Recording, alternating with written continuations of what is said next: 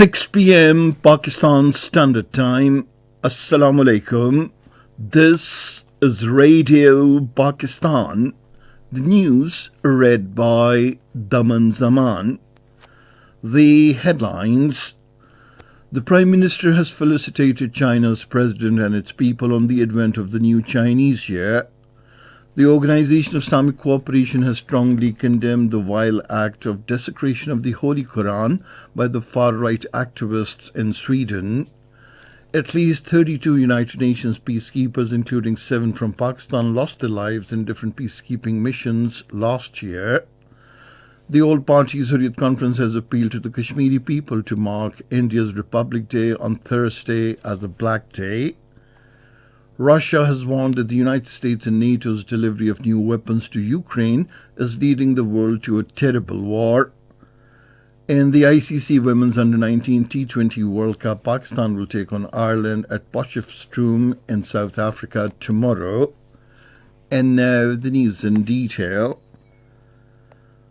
The Prime Minister Mohammad Shahbaz Sharif has felicitated the Chinese President Xi Jinping and the people of China on the advent of the new Chinese year today. In a tweet, he expressed a wish that may the year of the rabbit be filled with love, peace and prosperity for our Chinese friends. The Prime Minister Mohammad Shahbaz Sharif has strongly condemned the despicable act of desecration of the Holy Quran by a right-wing extremist in Sweden. In a tweet, the Prime Minister said no words are enough to adequately condemn the abhorrible act of desecration of the Holy Quran by a right-wing extremist in Sweden. He said the garb of the freedom of expression cannot be used to hurt the religious emotions of 1.5 million Muslims across the world. Shahbaz Sharif said this is unacceptable. The Organization of Islamic Cooperation has condemned in the strongest terms the vile act of desecration of the Holy Quran by far-right activists in Stockholm, Sweden. In a press release in Jeddah, the OIC Secretary-General Hussein Brahim Taha urged the Swedish authorities to take necessary measures against the perpetrators of this hate crime. He called for increased international efforts to prevent recurrence of such acts and for the solidarity to fight Islamophobia. The OIC Secretary-General further said this provocative action committed repeatedly by far-right extremists target Muslims, insult their sacred values. Member National Assembly Abid Raza called on the Prime Minister Mohammad Shahbaz Sharif in Lahore today. The Special Assistant to the Prime Minister Ataullah Tarar was also present on the occasion. The Minister for Federal Education Rana Tanveer Hussain has urged the journalist community to play its role for the betterment of the society. Addressing a ceremony at Muridke Press Club today, he termed journalism as a sacred profession and an important pillar of the society. He said writers should raise the voice of the oppressed and the weak segments of the society. He said writers should come forward and play their role for the development and security of Pakistan. The Federal Minister Mia Javed Latif says the nation is facing inflation due to imprudent policies of the previous Pakistan Tehreek-e-Insaf government. Addressing a news conference in Lahore today, he said the government is taking difficult decisions to strengthen the economy. He urged all the stakeholders to act according to the Constitution and the law to steer the country out of crises. Over 47,000 students have so far passed out from the schools for rehabilitation of child labour under the auspices of the Pakistan Baitul Mal. The schools are an initiative of the Pakistan Baitul Mal to pull out children from labour and impart them education in line with the United Nations and International Labour Organization conventions. At present, 18,488 children are enrolled in these schools. 159 such schools are functional all over the country.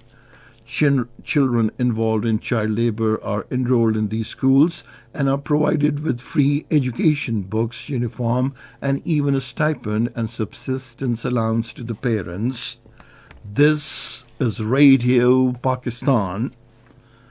The Iranian Navy ships and a submarine visited the Karachi port and participated in naval exercise with the Pakistan Navy. The exercise was aimed at enhancing cooperation between the two navies. During the visit, the navies held professional interactions on matters of mutual interest. The visit of the Iranian Navy ships to Pakistan is a manifestation of the strong bilateral ties between the two countries and the resolve for regional peace. At least 32 United Nations peacekeepers, including 7 from Pakistan, lost their lives in different peacekeeping missions last year. The United Nations Staff Union President Ator Eroz, in a statement, said 6 Pakistani peacekeepers were martyred in a helicopter crash in the east of the Democratic Republic of Congo, while the 7th lost his life in an attack by an armed group in the same country. The statement added that peacekeepers and civilian personnel who work side by side with them are on the front lines of the United Nations work in the world's most challenging environments. Pakistan has been one of the largest contributors of uniformed personnel to United Nations peacekeeping operations. India has issued visas to only 249 Pakistani pilgrims from 488 applicants to visit the shrine of revered Sufi saint Moinuddin Chishti at Ajmer Sharif in Rajasthan. According to a spokesperson of the Ministry of Religious Affairs and Interfaith Harmony, over 200 Pakistani pilgrims remain deprived to pay homage to the Sufi saint. He said the Indian authorities have also declined visas to 6 officials deputed to take care of the pilgrims during their stay in India. He, however, said only one of the 6 officials was granted permission to go with the Zairine.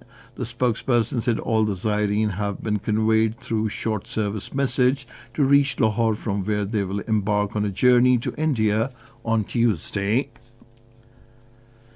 The President Azad Jammu and Kashmir, Barrister Sultan Mahmood Chaudhry, has said a strong and stable Pakistan is a guarantor of Kashmir's freedom from India's illegal occupation.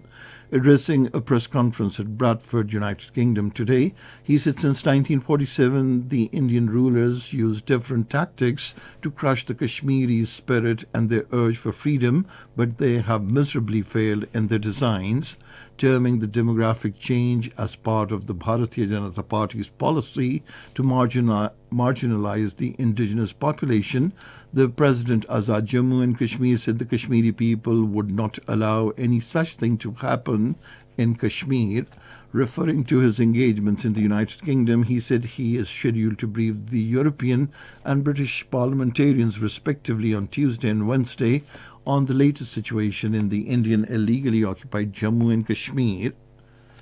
The All Parties Hurriyat Conference Chairman Musarrat Alam Bhatt has appealed to the Kashmiri people to mark India's Republic Day Thursday as a Black Day to convey a message to the world that they reject the illegal occupation of their homeland by India. According to the Kashmir Media Service, Musarrat Alam Bhatt, in a message from New Delhi's infamous Tihar jail, said India, being involved in war crimes against humanity in the occupied territory, has no right to claim to be a democracy. He called upon the United Nations Secretary General Antonio Guterres to mobilize the international community towards the urgency for the settlement of the Kashmir dispute. Russia has warned that the United States and NATO's support and deliveries of new weapons to Ukraine is leading the world to a terrible war. On the Telegram messaging app, Speaker of Duma, Russia's lower house of the parliament, Vyacheslav Volodin, said if Washington and NATO countries supply weapons that will be used to strike civilian cities and attempt to seize our territories will lead to retaliatory measures using more powerful weapons. Meanwhile, Ukrainian presidential advisor Mikhailo Podolyak has said global indecision of supplying weapons would be a cause of killing more of our people. And now cricket. In the ICC Women's Under-19 T20 World Cup, Pakistan will take on Ireland at Potchefstroom in South Africa tomorrow. The match will start at 4:45 p.m. Pakistan Standard Time. Pakistan so far have 4 points from 3 matches in Group B. Pakistan won 2 matches against Zimbabwe and Rwanda, while lost the third against England. And finally, the weather report. Cold and dry weather is expected in most plain areas of the country during the next 12 hours. However, rain, thunderstorm with snow over the hills is expected in Upper Khyber Pakhtunkhwa, Kashmir and Gilgit-Baltistan. And that is the end of this news bulletin. For more news and analyses, log on to our website radio.gov.pk, and you can also watch the live video streaming of our bulletins on the link facebook.com/Radio Pakistan News Official.